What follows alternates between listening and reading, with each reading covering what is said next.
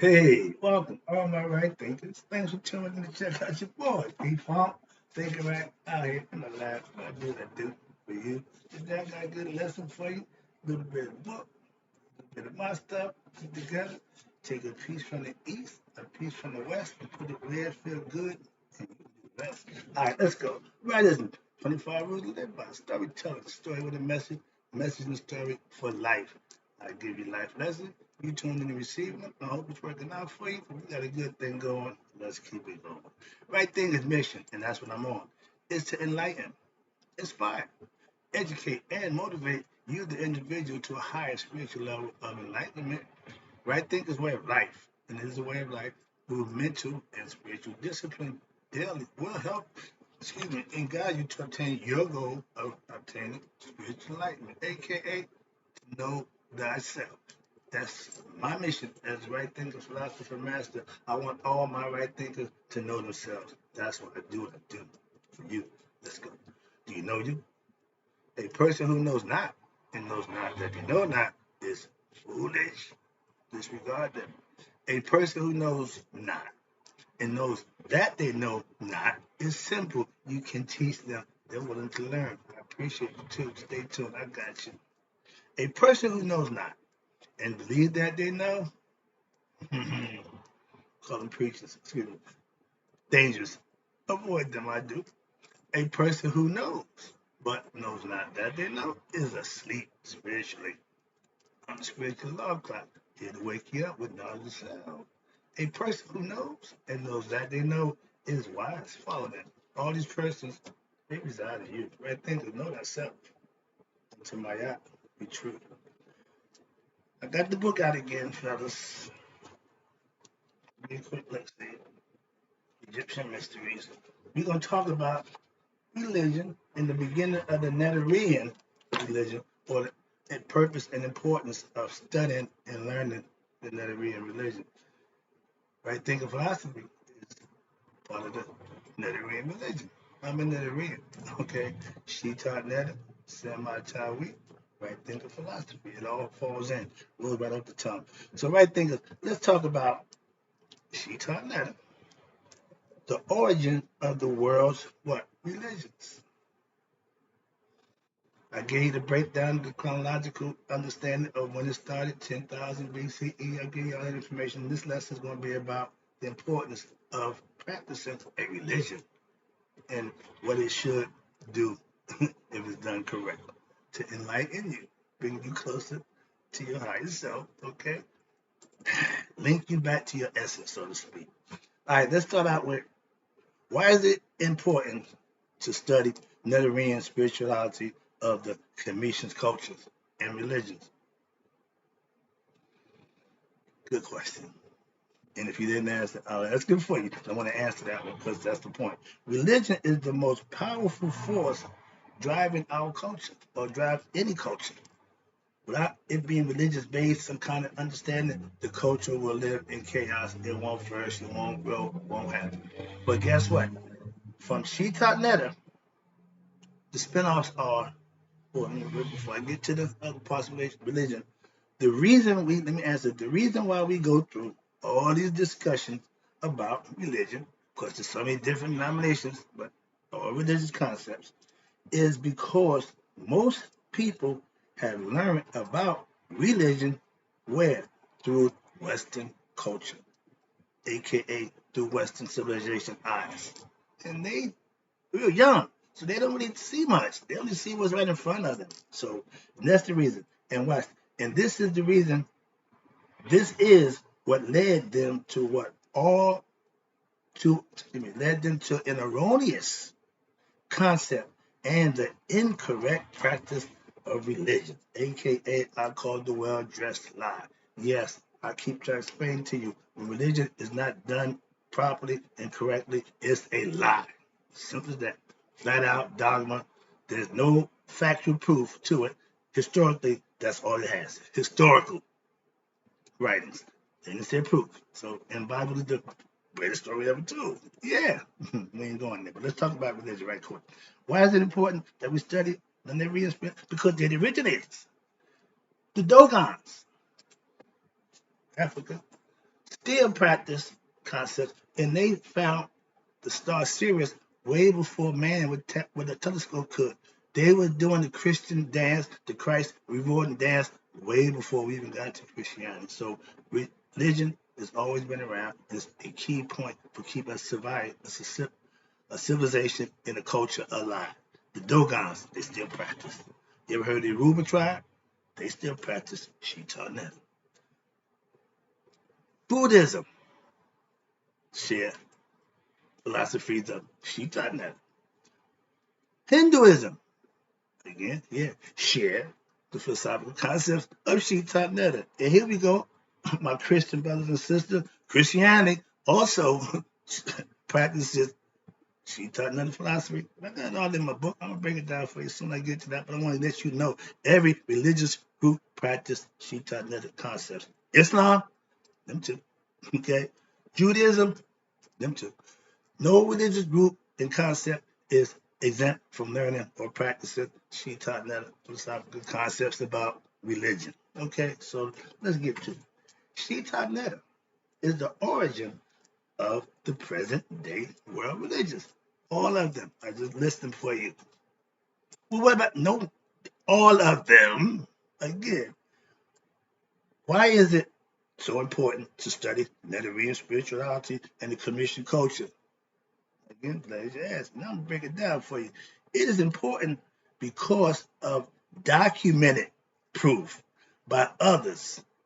And the writer of my book, myself, him has shown what? That Shaitanetta has influenced Dogon spirituality, Yoruba religion, Buddhism, philosophical concepts, Hinduism, and Christianity. It has influenced Christianity, watch this, directly, and also through influences in Judaism. Okay? And don't forget, their seed, and through these influences, it has influenced Islam as well. So nobody exempt from the philosophical concepts or the Shaitanetta, the original religious concepts. Now, it's been documented these influences and traced them, and others have also done this. Everybody did the same thing. They come up with the same answer. What had done was added original research on his own, and also he have compiled the research of other scholars as well. When you don't study, you want to get a little bit of information from everybody who claims to know what they're talking about. Then you can discern between who talking and who understands simple common sense. But watch this. Christianity is directly based on Mediterranean religion. However, the current form, here we go, the current form of Christianity that is practiced and misunderstood is not the original form that originated in Kemet. Bam. They tell you the first New Testament Bible written by Moses. Okay, Moses is supposed to be a learned man in Egypt. If he was a learned man, he's the high priest of Egypt, as they say. Why he just give y'all 10 commandments and not the 42 negative confessions? I'll leave that one there. I'm moving on. Watch this. Now, this is the source of problems that we have in Christianity today. Again, I have issues with that philosophical concepts.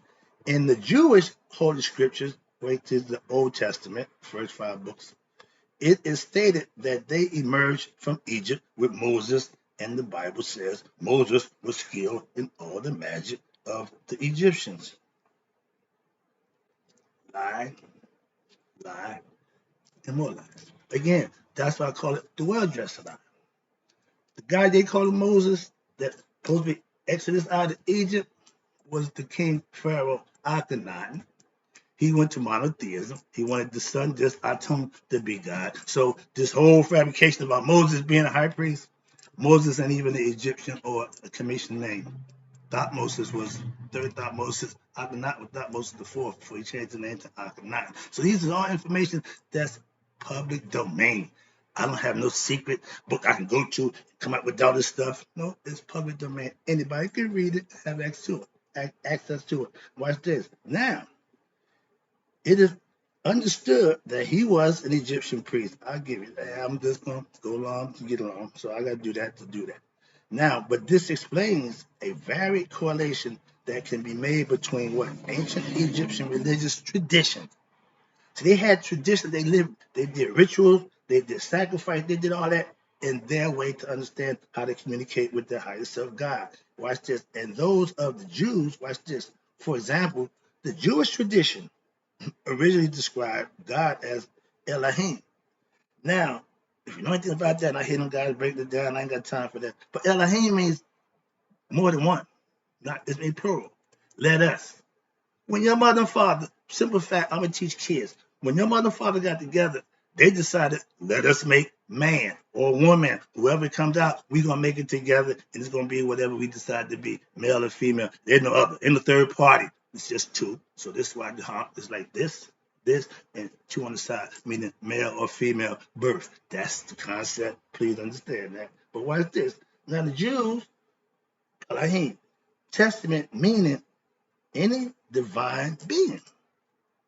That's what Neteru means. That's what Neberger.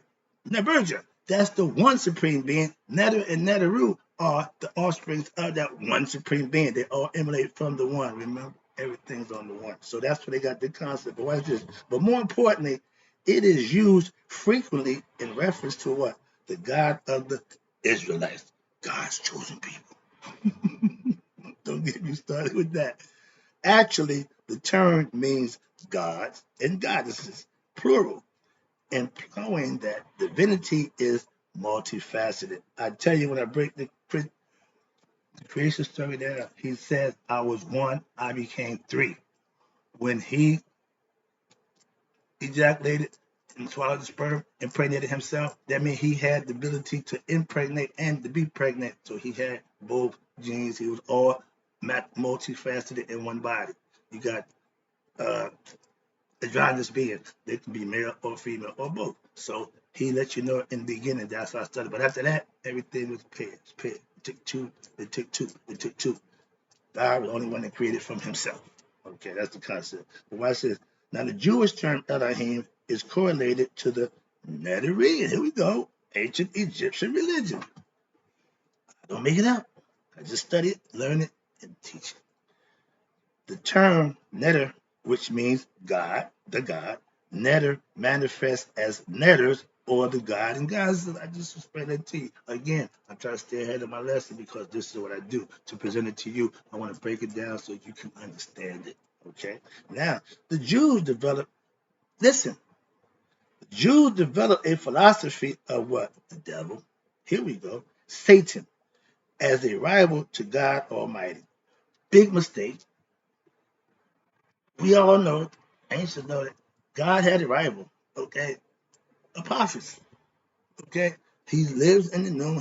When he lives in the darkness, we got darkness and light. Light, noon, darkness, okay? Apophis. He wanted everything to stay that way. God wanted more. He wanted to create. He wanted to do things. So he ruffled the feathers and became now. But now every time when he shines in the daytime, he goes across 12 hours, daylight. When he go into the afterworld, the underlight, he still shines, but he's shining in the darkness of somewhere they don't want him. So he got to go into war to battle for 12 hours. That's another lesson, but that's the concept of the sun. And his upon his rival is Apophis, the darkness. You got light and dark. That's eternal fight. So that's the concept. But the Jews created the devil as a rival to God. Now, prior to that development by the Jews, there was no such model in ancient religions. Christianity later adopted the concept of the devil since they adopted the Old Testament and everything else as starting point for their religion. They piggyback off the Old Testament. Got that. But the ancient Egyptian god Set, we had a god of ego and chaos, represents ego, lower desires, chaos, and negativity. Set is the divinity from which many scholars, included himself, believe that the early Jews confused and developed their concept of Satan. When I study, I'm not trying to change what is written. I'm not trying to manufacture something from there. I just take the concept, add on to my life experience, What else I know about what I'm talking about and putting together, that's why I call it spiritual gumbo. But that's what makes it work. Why? Got a little bit of everything. Purposes to turn out right at the end. And when they came up with the concept of Satan, it's your ego. So you put your ego against your higher self. And that's fine. That's what they did. They show you. If you run them on the ego, that's set, you're gonna have fetters. You're gonna cause a lot of problems. Why? Because you're not enlightened. You knew better, you do better. If you're ignorant, you're not gonna do better. So that's what the concept, that's the eternal fight. That's the holy war. Good, bad. I choose good. I chose bad. Early in the game, I chose bad. No doubt about it. And was happy with it until I had to pay for it. So I'm choosing good. I want my young people to understand. I told my kids, don't make that mistake like I did and go wrong, then go right. Go right, straight right first time. Don't make no change. No detours, no changes. Just do what you're supposed to do. If we give them that information, the truth, and send them on their way, they'll be just fine. And we'll see a change and all that. Look at all the proud parents, all the kids that's doing good. They parents are proud against all the kids that's doing other stuff. Can't be proud of that. So we can change that dynamic starting at home. Okay, starting with us. But that Satan, actually, one of the names of Set is Setet, Sutet, Satan, all very similar. Yeah. But the idea of a devil, watch this, was a new concept in spirituality that emerged from Judaism and from other traditions such as Zoroastrianism. Other Jewish traditions adopted from ancient Egyptian culture include the tradition of what? Threefold daily worship, based on the Anuian theology of ancient Egypt. Pray in the morning, pray at noon, pray at sundown. Muslims still practice that. Some practice the four. Some four for the season, 3 for the 8 hours of the day, how they used to do it. But everybody had the reason for doing their ritual, okay? And they had a 3-4 ritual based on honoring the tradition. Watch this. Now the tradition of bathing the body of the deceased before burial. Muslims still do that. The Jews still do that. The concept of monotheism, one God, and the precepts of righteous ethical actions, aka Ten Commandments. That's what Moses gave to the Christians. If it's 42 and you only got 10, you're a few short. I'm just saying. Let me wrap this up. Appreciate you tuning in. Let me get this thing done. Now, there are several different direct correlations between what? Christianity and the ancient Egyptian tradition. These adoptions are what attested to by the early Christian writers, scholars, who admitted the co-option of the ancient Egyptian and Greek symbols, okay, and traditions, and some of the philosophies in order to what? Attract followers of what they term pagan religion, traditions. If you wasn't an Orthodox Christian, you'd pagan. If you didn't practice what they practice, you're pagan. Pretty much like that now. Okay, y'all still got the same mentality, which don't work. Now, in essence, non-Orthodox Christian traditions. If you didn't practice Orthodox tradition, you was a pagan. Now, to the new religion, watch this. Orthodox Christianity, while all the correlations between ancient Egyptian religion and Christianity are too numerous to even include here to go through so many, but the most prominent ones will be briefly described right quick. The Orthodox Christians adopted the ancient Egyptian winter solstice celebration of the birth of the Netherlandian god we know Haru on December 25th. Of the day short, 2024.